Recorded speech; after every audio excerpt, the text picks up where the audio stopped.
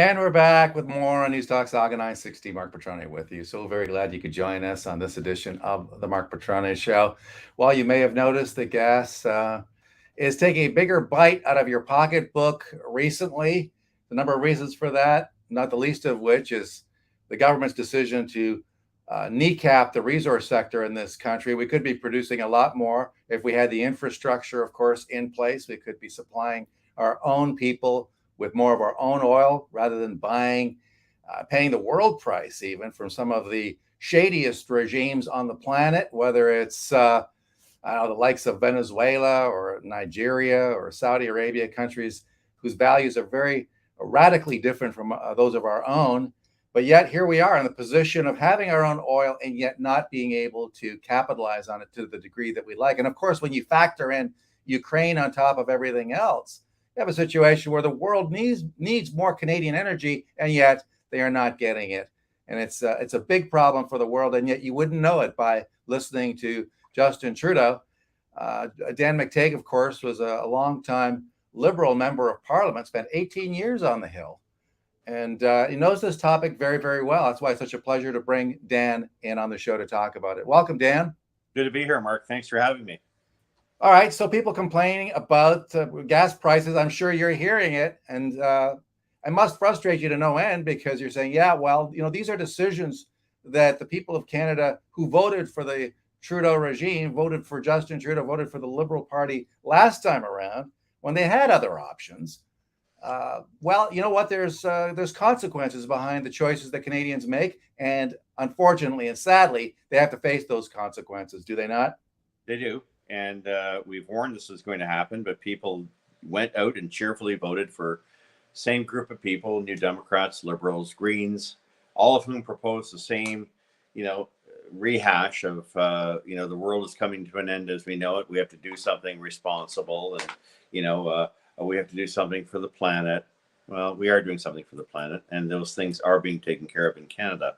But as you quite rightly pointed out, we're relying ever increasingly on other nations to provide us with what we do very well here in terms of our natural resources. We're blessed with an abundance of it, but apparently that's lost on Canadians, especially us here, with the exception of Vancouver, us here in Eastern Canada. We just simply, until we get smacked in the head with high prices, it's all bliss and joy, and we don't really care. But now we're paying for this, and it's not going to end well for Canada. It's not going to end. You can say, well, it's happening to the rest of the world. The rest of the world doesn't pay for a Canadian dollar that's 30% less than its American equivalent, and that never happened at a time when oil was over $100 a barrel. So, what does it mean? Well, hey, you can always say, I don't care, I don't drive a vehicle, and I hear a lot of people do that. But you go to a grocery store, our farmers, to our mines, to our transport sector needs diesel to drive the economy, because there's no electric vehicles that can do this. I know people think that's the case, but unlike some of the buses and things like that where they have experimented with batteries and EVs, they don't. Our diesel trucks don't blow up, and our planes don't blow up in the sky. What I'm really saying here is that we've seen a situation where Canada's allowed itself to be put in a corner of its own making by following this pie in the sky idea that we can somehow get rid of natural gas and oil. Nothing could be further from the truth. But hey, don't take my word for it. Ask the Europeans. Yeah, and they're paying a price for it. They're also paying a price for jumping into bed with Russia. Yep. Even when people like Donald Trump were warning them not to, they laughed off those warnings. A few years back, wasn't even that long ago. I think it was like 4 or 5 years ago, where Trump was talking about this 4 years ago. And now, of course, they're in a situation where they're very much in the pocket of Vladimir Putin, and they're in this position of fighting a war against a country that is using the very currency now from these countries in order to continue to pay for fuel. And he's threatening some of these countries, saying, well, we're going to cut you off if you don't pay us in rubles, which of course, so not only are they buying the Russian fuel because they have to, natural gas and otherwise, but they're being made to suffer the added indignity of paying for it in rubles rather than US dollars, which has been, as you know, traditionally the reserve currency used by countries to pay for things like oil, like energy on the world stage. But here's an opportunity for Canada. We could have been a major player. You remember when Trudeau was first elected, Dan, he said, Canada's back. Well, we're not. And we're at a situation now where Canada could have been a major player because of its economic power generated from the fact that we have this blessed resource, fuel. But the fact that we can't supply much to the rest of the world makes us look very weak. And now we see a situation where Canada really kind of shut out of talks. We're seeing that more and more, with the Five Eyes kind of reduced to the Three Eyes, with Canada not getting the email. Is this an opportunity that was lost for Canada, Dan? I mean, and you've been playing that role too with your work on the world stage when you were a member of Parliament. I mean, we really could have been a major player right now during this war, supplying the world with energy, and we're not there. Canada has really missed the boat. Well, missed the boat, and the world is missing Canadian energy. I mean, it's not lost on folks who know this industry and who know Canada's position. A lot of us now see this, and a lot of countries are saying, what happened to Canada? You used to be one of the largest suppliers in the world. Your promise of clean energy, all these things did a wonderful thing to provide, some security, that we wouldn't have to go to Russians, we wouldn't have to go to Saudi Arabians, we wouldn't have to go to Venezuelans, we wouldn't have to go to Iranians, and we wouldn't have to deal with the Chinese, who to some extent also have a significant influence on world oil and energy prices, because they will, talk about some crises to cause oil to drop. They buy all the stocks as much as they can, fill up their inventories, and then prices go back up. No, we decided that Canada bad, the rest of the world, that's not our responsibility. We signed agreements, the same Trudeau government, that said, even if we could provide natural gas to other parts of the world that are otherwise using coal and increasing emissions, Canada will not get any credit for it. Canada would even give itself credit for the fact that long before it was trendy, we made the transition from coal to natural gas. Look at Ontario being an example that we had clean energy. We didn't do it because it was trendy or because a couple of people at the World Economic Forum were telling us. We did it because it was the right thing to do and that we were world leaders in new technology. So look, I'm past the point of getting worried about where Canadians stand and their grumpiness about energy prices. But frankly, Canadians brought it upon themselves. And oil companies, financial institutions have all played this ESG game. All of them, having to play, go on bended knee to green organizations and charities which are have no sense of scrutiny, no sense of responsibility. If Canadians want to do this, and their cohorts in business, then far be it for me to say we should complain. I mean, Canadians wanted high prices. You've got high prices. The Trudeau Liberals want them to go even higher. So, folks, you voted for it. You pay for it. And so the whining that you're hearing, the complaints, I guess there's part of you that thinks, well, I'm sorry, but I can't really feel all that sorry for a situation that you brought on through your own attitudes. But I mean, hope springs eternal. Canadians appear to be in a pretty grumpy mood these days. And I think part of that, to your point, is economic, as people pay more for staples of life. Yeah. And so they're feeling the crunch. And on top of that, you have a government in Ottawa that seems hell-bent on doing what? Targeting people's freedoms. We maintain these ridiculous mandates that have essentially turned the country into a prison for millions of people who can no longer fly, can't take the train, can't even take a ferry out because of their status, either because they haven't got the shots or they just refuse to disclose, which is, of course, their business and right to do so. So Canadians appear to be in a pretty grumpy mood. We're just off yet another protest in Ottawa. People not happy in Ottawa having to put up with it. Well, too bad for them, because it's a sign, I think, that more and more Canadians are very much opposed to the policies of this federal government. My question to you is, you were a Liberal all those years. Are they listening or not? No, they're not listening.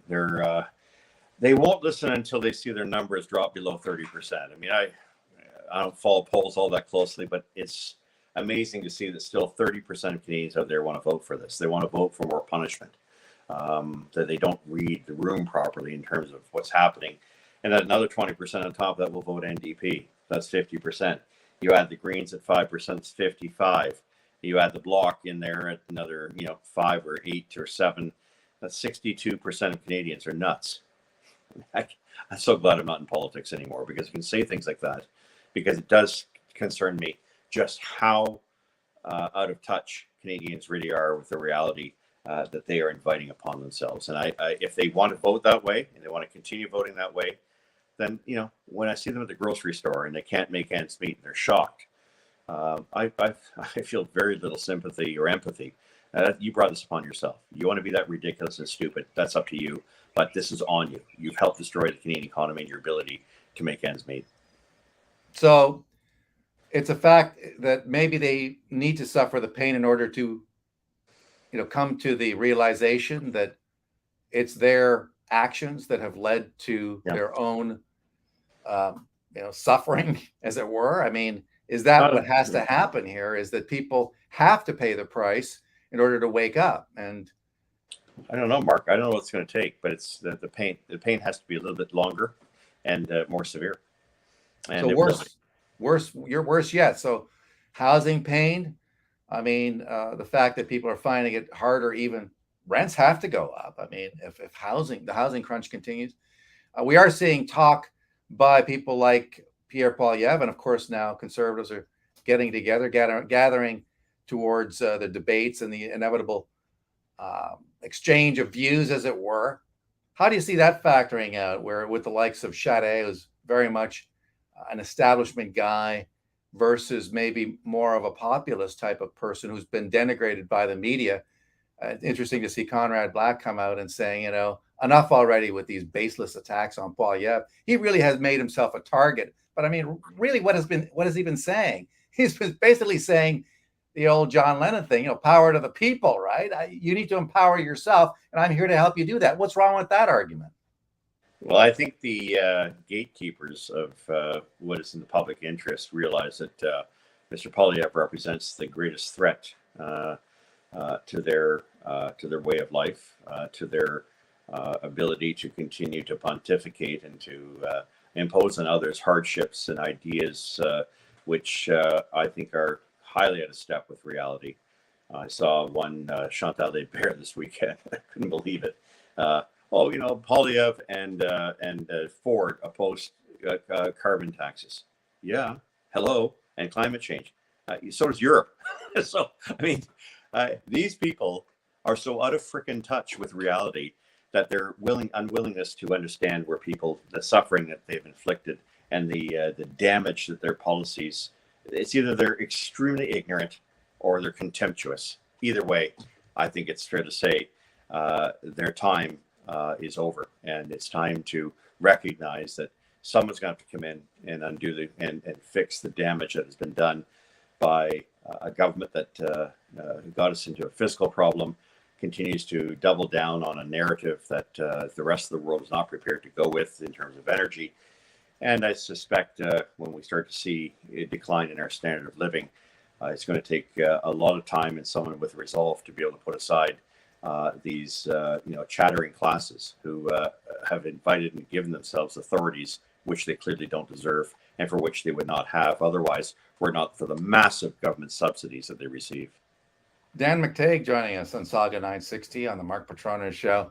I mean, it makes you wonder that even if the Tories do take over, say under a Prime Minister Poilievre or one of the others, the mess that they're going to have to clean up, I mean, it's going to be stunning. It's going to be staggering. So it's almost like the strategy of the Liberals is, all right, well, we know we're going to be in a position of sitting in opposition eventually.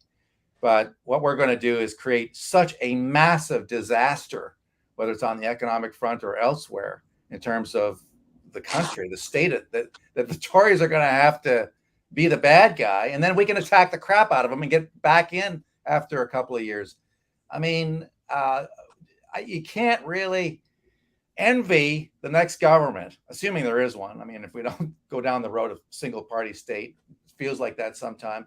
But you have to kind of feel for whoever is going to be the next one to pick up to wade through the mess, the rubble that is going to be left over in the wake of what this current prime minister leaves behind, Dan.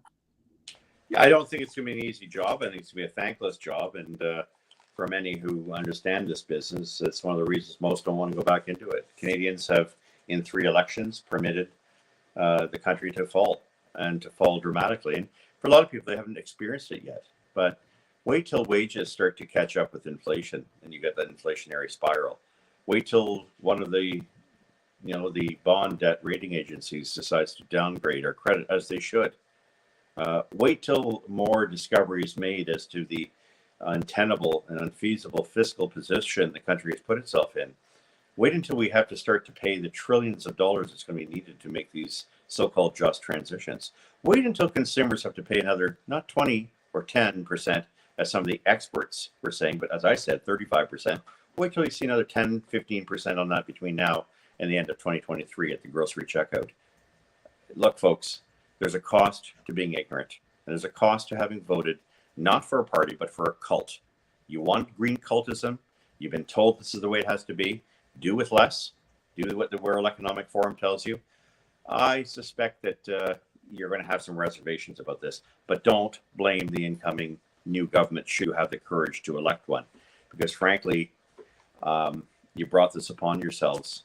You're going to have to try to figure this out. And it's interesting to ponder the future of the Liberal Party after Trudeau. I mean, some people think there's no getting rid of this guy anytime soon, but at some point he is going to go. And it's going to be very interesting because they're going to go from being the Trudeau cult to being what? Going back to being the Liberal Party of old?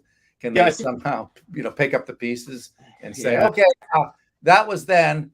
We're back to the old Liberal Party of Canada now, everybody. We're moving on. Yeah. I mean, can the Liberals put the toothpaste back in the tube after Trudeau is finally booted?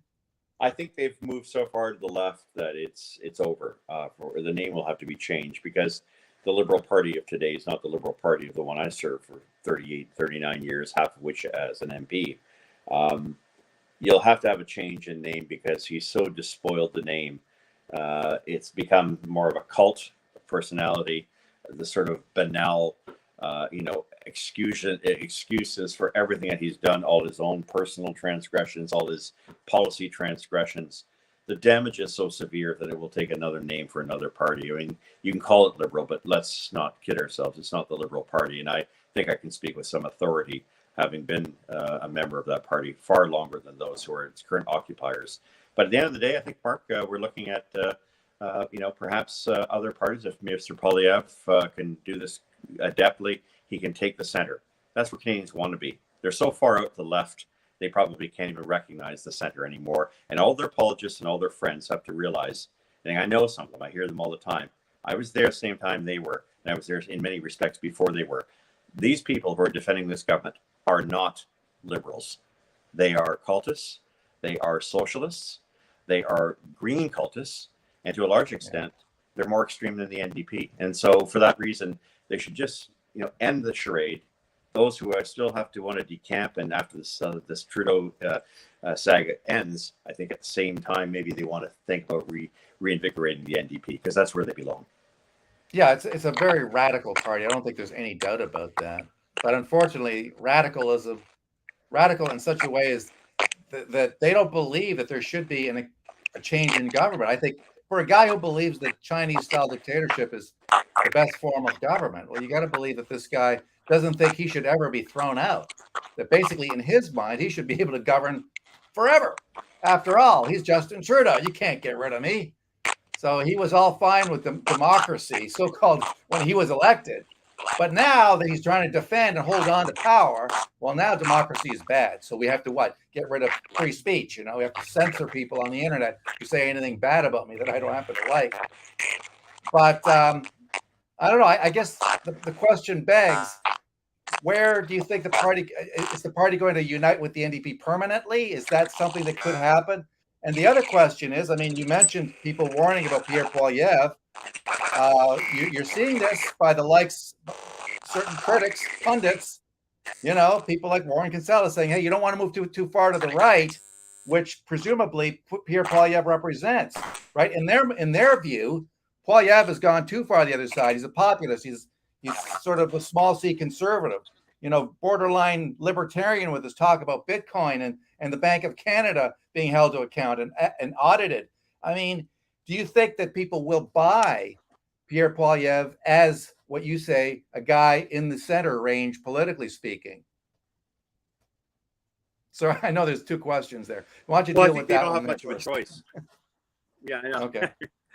I don't think Canadians have much of a choice. They can do more of what they have now with Trudeau and watch the economy completely crumble and the political integration of the country begin to fizzle and break away, and see a continuation in the decline of our society. Or we can have a change, and if that change is going to mean anything, it's going to mean that we need to now look at ways in which we can rehabilitate a country that is in very, very bad shape. And I don't care what the opinion leaders are saying about how great growth in the economy and whatnot. I think what people have to now recognize is that the situation on the ground is far worse than people know it, than what is being said. And you don't take my word for it. When your own Bank of Canada governor comes out and says, oh, the inflation is just transitory, is now saying we need to raise interest rates dramatically, you know you have a problem. So if Canadians don't want to have Pierre Poilievre as their next leader, next prime minister, then Canadians can continue down this road of suffering. Because, as I said at the outset, you've brought it upon yourselves. You voted for this fraud, not once, not twice, but 3 times, and now you're paying for it. So please, I don't want to hear you complain about the price of gasoline, the price of diesel, interest rates, or the fact that you can't get a job or the cost of living has gone so high. You in Mississauga, you in Oakville, you in Pickering, you in Markham, cheerfully voted for this 3 times. This is on you. Smarten up or shut up. There are some indications that Canadians are putting off purchasing decisions, Dan, and I guess that's the consequence of paying more for fundamentals like food and gas. Canadians increasing budget or delaying car purchases amidst high prices. That, according to a survey. Well, we both know what happens when Canadians make those types of decisions. Is basically we drift into recession because, I mean, people are not going to spend. They're going to tighten their belts because guess what? Too much of their pay is being eaten up by food and, keeping the place warm in the wintertime and maybe cool in the summertime. I mean, is there any doubt in your mind that we're heading towards a recession? We're in a recession, whether they like it or not. I mean, we're in an inflationary recession to begin with. Cost of living is out of control. Unless people have a lot of money, they know that their reserves are in very, very serious trouble.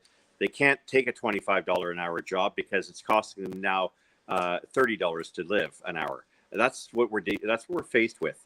But I guess we can all be very happy that our federal and provincial governments are out today offering yet more money in subsidies for electric vehicles, because as we know, everyone has $60,000-$70,000 to buy one of those woke wheels. The kind of things that work wonders in cold weather like we're having here in Canada on May the 2nd. They work wonders when it's nice and cold outside. You got $60,000-$70,000 to blow away. You've got money to give to your federal government so they can, build charging stations and give subsidies to big fat, automotive companies who don't need those subsidies. And you can give it to rich people so they can get $5,000 to $10,000 to buy vehicles, these vehicles, so they can walk around and boast and pontificate and, use them as sort of their way to flex with their friends. You got lots of money. You voted that way. Now put up with it. I guess I got to ask you about the provincial government or the provincial election in Ontario. Hard to get overly motivated or excited about it, but do you think ultimately Ontarians will just say, well, better the devil, I mean, is that the best that we've got that Ontarians have now? I mean, it's a stampede to the left. It's all about give me something. These people all want something. They think the money grows off trees. Maybe it does. I don't know. Lots of weird things have happened when, depending on what you're smoking. But for a lot of people who think, this is all about outspending each other, and then they make a big deal about our kids and climate change, but they don't give a damn about the financial burden that they have, the yoke that and the millstone that they've just put around their necks. I think it's a little bit of hypocrisy. It's about me tooism. People don't want to be smart in their voting. That's up to them. But again, when the province and the federal government combined have trillions of dollars in debt that can't be serviced, don't come complaining when you realize just how bad things are. So it comes back to my earlier point. I think for all intents and purposes, we are if we are not in a recession, it's only a matter of time before the data and statistics catches up with the reality on the street. Well, will there be a political price to be paid, though? I mean, if people have given Justin Trudeau a pass up to this point, I mean, will a recession somehow prove, immune? Will Justin still be the Teflon Don when it comes No, to suffering the political impact of what his actions have helped create? no, because young people don't have not had to experience hardship. They, those who are lucky enough live in free housing, don't pay electrical bills. They're the ones that support the left. They support the Trudeaus. They support the Jagmeet Singhs. These are folks that are detached from reality. Reality has not caught up to them yet because their parents haven't had to pull aside saying, "Oh, you know that little free lifestyle you've had for the past little while? It's over. We're broke. And here's the fact: you go out and get a job." I got to run this past you because it's just a head scratcher from our friends at Blacklock's Reporter. I saw The that. Yeah. Canada, the Canada Pension Plan Investment Board says it is determined to slow the pace of global warming, but did not explain its $1 million investment in an Indonesia coal mine. Cabinet has promised to withdraw all federal investments in coal, oil, and natural gas, but apparently investments in Indonesia and coal yet. Somehow that's okay. I mean, Yeah. I almost want to credit those people for the investment because it's probably a pretty solid investment if you've got your eye on protecting the pensioners who have invested. But I mean, how does that, how do you square that circle in in the government, which is of course supposedly completely 100% against coal, even as countries like China ramp up the burning this stuff? It's crazy. Yeah, I think it's kind of embarrassing. You have a pension plan, pension bureau, that's coming out saying, "Hey, guess what? We have we want to tell Canadians we're not investing anymore in oil and gas, which the world desperately needs, which stabilizes our economy, which is the vanguard of affordability. But hey, you got some coal in Jakarta, in Indonesia. Hey, we're there for you because we set aside those things. We have a standard for Canadians." And we have a standard for the rest of the world. And by the way, this is the same Canadian Pension Plan Board that has put more money in foreign assets than in domestic assets. So you now have your pension invested in other parts of the world more than your own country. Talk about confidence in your own nation. But, that's what happens under the Liberals. So you're happy doing that? No problem. How does anybody make sense out of these actions? I mean, if you're only paying attention like 1/10 of the time. These decisions are so ridiculous. It's so nonsensical. Yeah. Pouring money into failed green ventures in Ontario, even under the Conservative government, things didn't improve. There was still incredible amounts of waste. He didn't fix the problem left over. I mean, I granted that he inherited a big problem in terms of electricity production and the cost of energy in Ontario, but he's done precious little about it. Maybe he could say, "Well, I had to focus on COVID," but I don't know. I don't know if that'll fly much longer. It's not going to fly because it's not. You're conservative only in name. Now you're trying to employ the policies of your predecessors and just say that we won't do the exact same thing. But the media and Canadians tend to think that the alternative here in Ontario is the NDP. So you're going to go from one extreme to another. I mean, the fact is the entire political spectrum has shifted so far to the left. We do live in a de facto green socialist province and country. And if people are comfortable with that, great. If people want to do without less, no problem. But get rid of your trendy vehicles. No more EVs. No more, lattes at your favorite coffee place. Do like everybody else. Do with less, because that's what the instruction is globally. We live too high up the hog, so do without with what the things you take for granted. And that is really a message to the younger generation, which has never, as I mentioned earlier, experienced hardship that previous generations have seen. It's about to revisit you. And so you want all these things. You think they can be done without consequence. You're not prepared to give up your own, things in life, your own benefits in life. It comes knocking at everyone's door. We get a bit of a different approach. Yeah, and it's going to be scary, Dan. You've got kids. Mine are grown up, but how able to adjust are they? Will they cope? because I don't think that they're.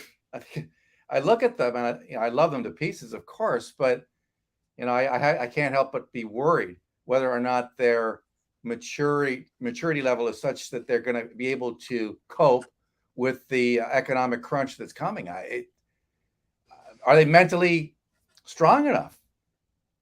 I don't know. I'm not one to say that young don't have the ability to be resilient, but we haven't given them the tools, have we? I mean, when you think about it, we've told them who's bad. The very things that have made our economy strong or bad, from our history to what makes our economy tick, to the great heritage of this nation. We've crapped on all of it.